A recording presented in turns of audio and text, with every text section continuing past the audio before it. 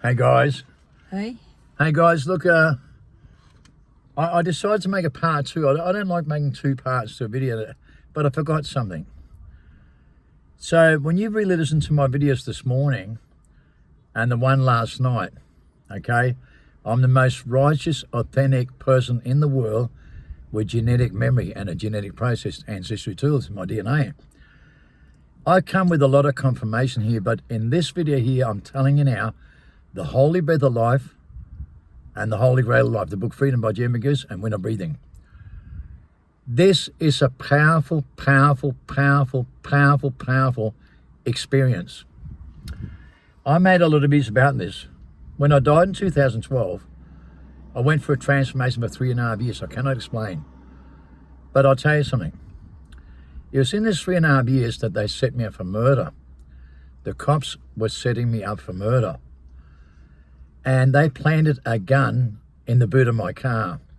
My car was stolen at 9:30 at night and we reported it, and they apprehended the car and had the person an hour later. An hour later, they called me and said they had my car and the person that stole my car and processed that person in Ipswich Watch House. The next morning, a person was shot in the head at the location where the car was stolen from. And we left to another location, me and my friend. We went to his place after the car was stolen. And when we rang about the car, we got a call an hour later from at his place. They found the car, but we stayed at his place overnight. The next morning, we come back past the house down the road, and there was cops everywhere. And we couldn't understand what was going on because they had all the tape up around it, like a murder investigation or forensics, right? And we thought, what the fuck's going on? And then the neighbour to that house rang my mate. And he said he reported the shooting at 2:30 in the morning, and the cops came out at 4:30 and found a person shot at the house. What's really funny about this is when the car got stolen from the house, the person took off and went down a dead-end street, and the cops was down the end and got him straight away. But they called me an hour later, right? But they got him straight away. The cops was down there looking for someone, and we already knew that. They were in that area looking for someone else when the car flew past them into a dead end and they caught him. They chased him and caught him straight away. But they were looking for someone. It's funny because the murder, the guy who rang the cops about the shooting was 2:30 in the morning, the neighbour, which is like, 5 hours later after the car was stolen. And they said they had the car and apprehended the person an hour later. So 4 hours later, there's a shooting. The cops came at 4:30. At 6 o'clock, the cops said they were looking for me, right? Okay, and they just found my car at 6 in the morning with a murder weapon in the back of my car. It can't be more obvious, right? The cops were setting me up. And obviously the cop committed the murder since they had the weapon and planted in my car that they'd already apprehended 4 hours before the shooting. That's astonishing, right? So I go on the run, realise I'm being set up by the police department for murder, and that scared the living shit out of me more than anything else in the world ever did. I know that when you get set up by the cops, you never get back out. They control the whole court system, and I met people in prison set up for murder with the documents and the evidence to prove that they're not guilty. It says on documents worldwide, they say that 16% of people who go in for murder are innocent. How do they know the statistics? You learn like this, how they know, and how they can come out with the statistics like this, that 16% of people in jail for murder are innocent. That's an awful a lot of amount, but how come they know when you see things like this, and you don't see it once or twice, you see it many times when you're in jail for 10 years. And I saw it many times, how badly corrupted the system is like this. So they're trying to set me up for murder, right? A murder they committed. That's the obvious. And so I'm freaking out, and I got people in the underground world, and I get brand new cars delivered, and we do number plates from carsales.com and print brand new number plates with photo paper and lamination, right? So they're registered number plates that can't be picked up by cop cars. I make about 10 with exactly the same model car from carsales.com and copy number plates from the same state. And when I get in chase, right, I vanish and change the number plate and stay somewhere overnight, and it's fresh in the morning. Brand new cars from Avis that's only done 1 or 2, 3,000 kilometers. So I get brand new ones delivered knowing that every component is perfect. And I don't just get them small models, I get the premium models, okay? So I was getting an SV6 or an XR6, something that handles a bit sporty and a little bit of grunt. The new VF Commodore had the magneto chassis and were very fast, right? And I got one that was a proto model, right? Okay, and the proto models didn't have a speed chip in them. So it had no speed chip, and they go to the car rentals, right, from testing with GMH and Ford Motor Company. They become rentals.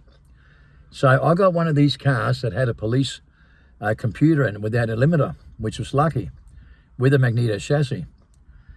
And this car, I realized I'm a Ford man, but boy, this car handled better than any Ford I ever had in my life, right? But Ford also brought out the magneto chassis, but the handling was unbelievable. On CCTV in Southeast Corner, Queensland, for 4 months, I'm chased nearly every day on CCTV in a 4-lane highway down the Gold Coast, right? Going so fast between cars, you wouldn't believe it. But when you're in fight mode, you care about nothing. You're on the run for murder, and you're determined to get away. And you know what? It brings fight mode out to the maximum capacity, right? Alert, live, and aware with the adrenaline, and you're pumped with adrenaline. You're pumped to the maximum, right? And you know you're being set up for murder by the cops. And so the cops can't help you with this one. And when you're in that mindset, you're in the worst position you've ever been in your life. And you die and go through a transformation the same to you and going through all this crap at the same time. And you're being set up by murder by the cops. Imagine what it would be like on the run for murder. The Fatal 4 team, a special task force that goes out to Alice Springs and become a task force team driver in the Fatal 4 team for 4 years. Okay, a special task force team that never fails a mission within 2 weeks, as they said in the courtroom. Never fail a mission in 2 weeks. Okay, and they get called in when it's serious and it's dead or alive with open speed. Most cops are not allowed to do more than 140 kilometers, but when the task force gets called in, it's open speed, dead or alive, to stop that car. Task Force Maxima. Okay, I had a police radio from a friend, so I could hear him every morning sitting in the local park. I always used a Nokia C201 because they don't have block track in them and satellite. So they can only locate you the tower, like finding a needle in a haystack. But every day I was listening to the police radio, and they were setting up in a park somewhere local under that tower, close to that tower. And they were setting up a meeting every morning, a task force team, right, with up to 80 cops with Task Force Maxima and the Fatal 4 team. And setting up an umbrella to catch every road so I couldn't get out of there. And every morning I had to get up and work out how to get out of the umbrella. And I did it perfectly every day. The Fatal 4 team called 4 teams in, and they chased me with 4 teams for 6 weeks and failed every mission.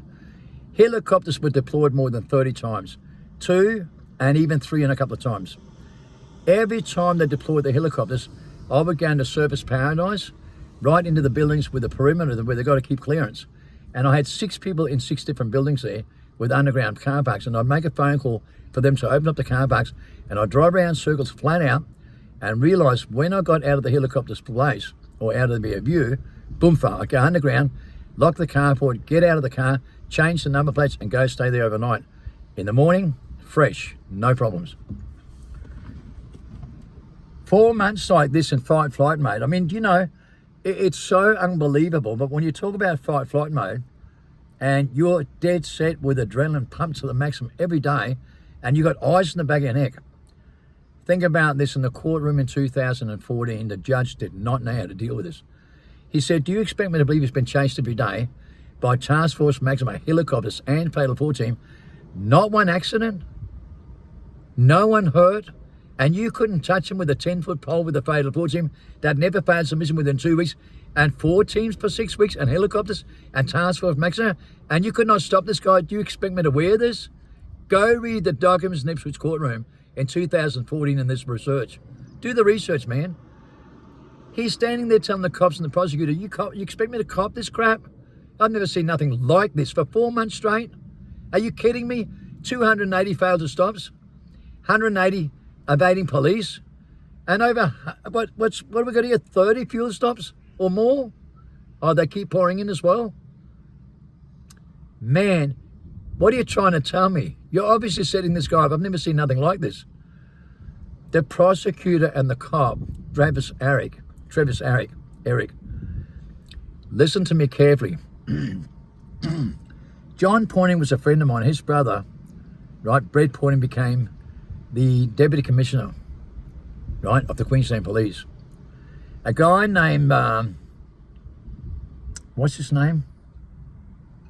Brett Stewart, I think it is.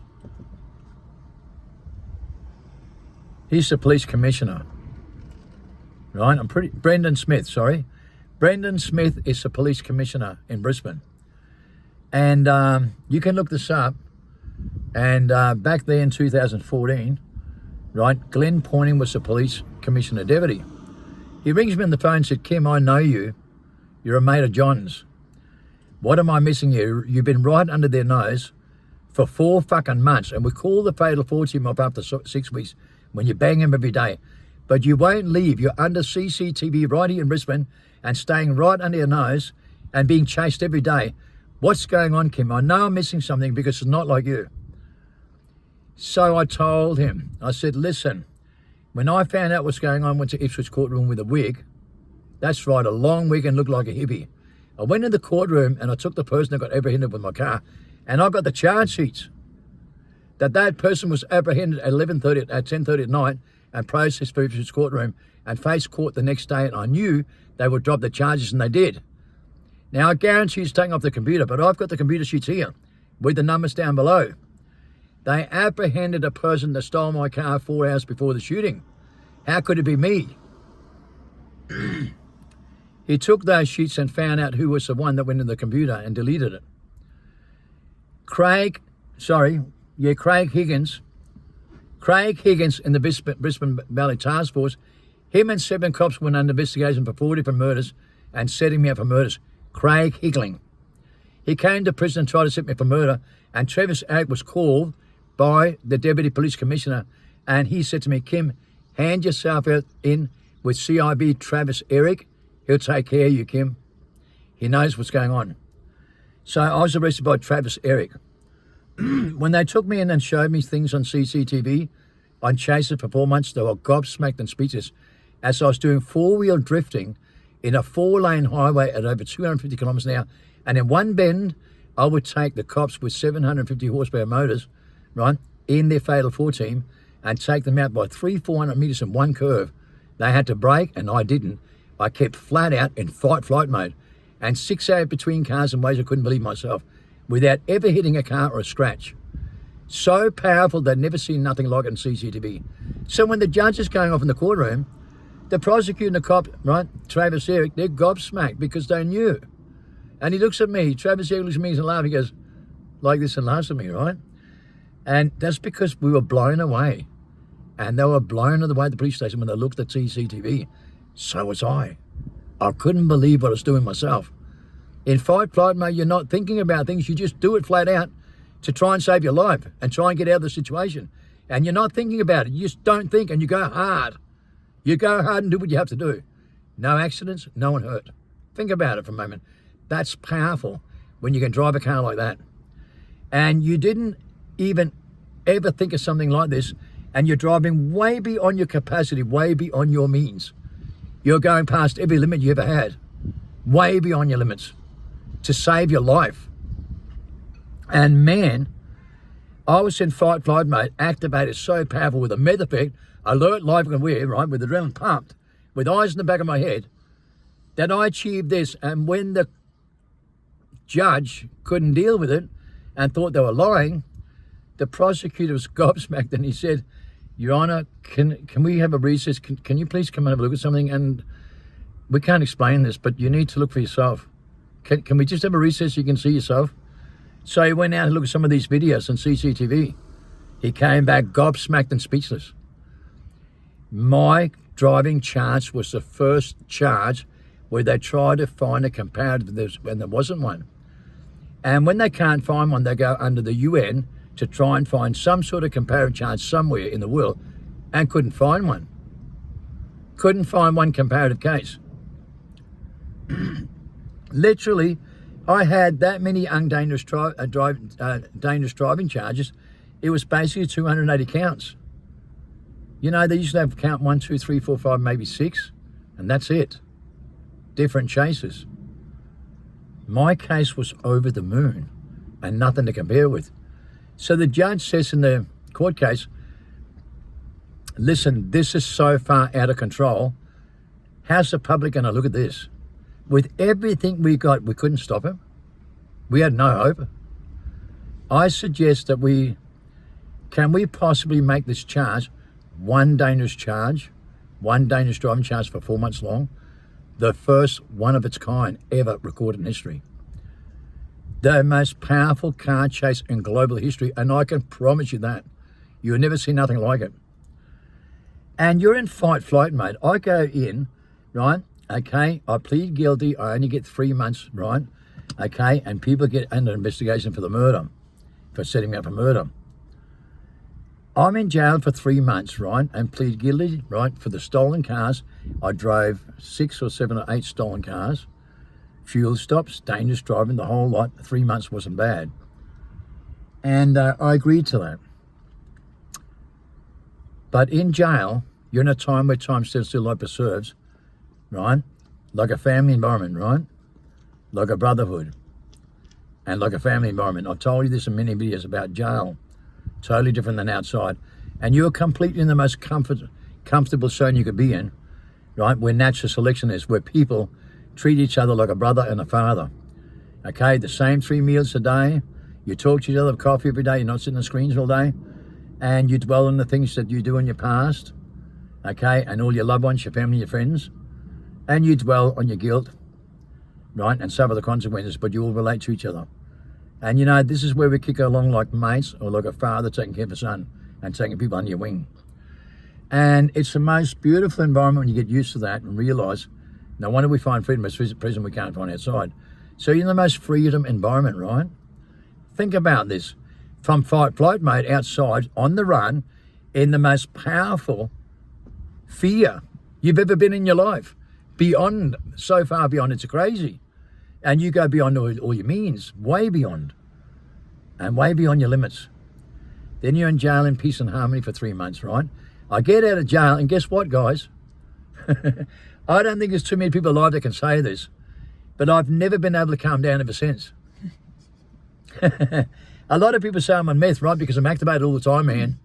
Right? I've got eyes in the back of my head, and I notice everything, right, with the fight-flight mode. And see the vision that tells me 1,000 words. I know everything going on back and looking back, right? You see, you're full on, man. And when you're full on like this, right, I'm full on, I've got to calm down. When I talk to you guys, man, I've got to calm the fuck right down. Because I've been like this ever since, full on, right? And Marin sees this in me right behind closed doors that you don't see. Marin, I'm fucking full on. What's happening around the world, man? Right? Because that's how powerful you are, right? And boompa, boompa, boompa. And Marin sees that behind closed door, don't you, Marin? Yes. I'm full on, man. I'm fucking wild as a cat snake. And I've always got eyes in the back of the head. And I feel things so powerful. If a cat comes to the door, I fucking know. Oh. Don't I, Marin? Yeah. I don't go through nothing. I can be deadly asleep, right? I'm fucking wake up with anything, man. I've got eyes in the back of my head. And I'm alert, alive, and aware constantly. Even when I'm in deep sleep. And she'll tell you. She can't fart shit or get up and go to the toilet without me waking up. Finger, right? One eye open, right? And you're so alert, alive, awake and aware, you come out of jail after being in a time where time says like preserves, right? In the most freedom environment for 3 months, and boomfa, I still flat out when I come out of jail. And man, I have to really turn it down. People say, Kim's on meth. Mate, meth does nothing to me. It's got nothing on me. Meth has nothing on me. I don't get off of meth, guys. It makes me more dormant. And some people get more dormant on meth, you know that, right? Because they're hyperactive. And when you're hyperactive in your primordial state, oh boy, it gets wild. And when the time comes, you act so fast, 7 times faster than natural. And when you go back into primordial state and use those abilities, mate, you have no fucking idea what you're missing out on. And that's what I'm telling you. I am real. I'm the real deal, man. And when you're in fight flight mode like this and you have all your abilities and you get used to it, stress and fear and anxiety becomes your best friend. Stress, fear and anxiety, you turn your bad DNA to good DNA. You turn your bad vibrations and all your stress and anxiety vibrations into good. Boompa, boompa, boompa. So you get used to fear that much. And stress and anxiety in full fight flight mode, where you're being chased for murder for 4 months. You come right out of your shell, mate, and you're innocent in your childhood, and you think, oh man, they set me up for murder. And all of a sudden your personality and your mentality doesn't matter, and what you come to know, because you're running for your life. So you're not being set up for murder. You're running for your life, man. Man, you're going for jail for 20 years, right, for something you didn't do. Fuck that. You have to run. And you have to run as fast as you can and do the best that you can. And you go through every adverse picked full on. And I banged them every fucking day for 4 months, man. I banged the system, the helicopters and the Theta Force team every motherfucking day. Through fight flight mode. A God-given gift that God gives you. And when you learn to manage that perfectly like I do, holy crap. You have no idea what you're missing out on, guys. And that's why I teach When I Breathe In program, the Holy Breath of Life and recreating the sacred secretion that makes you like this. The rest of the world's nuts and all full of BS, because believe me, the world's full of BS when you learn this. The most powerful confirmation on earth that gives you the power, the God-given power to command nature. And boom, boom, boom. Wild as a cut snake, and Christ is right. Once you get out of your mind like this, it's like a death experience. You get right out because you're dying, man. You know, you just leave your personality behind and you go hard as you can. You take control of your vessel from the outside in without thinking and go past every limit and become totally limitless. And oh boy, when you understand the power that you have like this, and you go this for 4 months, 3 months in jail in freedom, in a quiet environment, you come back out and you're still high as a kite. Imagine having a shot of meth or any kind of drug. You have a hangover, right? It takes time to wear off. So imagine meth lasting for a whole day, right?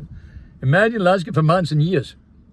Because when I come out of jail, I realised, oh boy, I'm still in fight flight mode. And I didn't even know when I was in jail.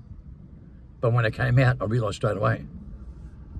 And since I've been out here is where we don't have freedom. You're in fight flight mode all the time when you adapt into this.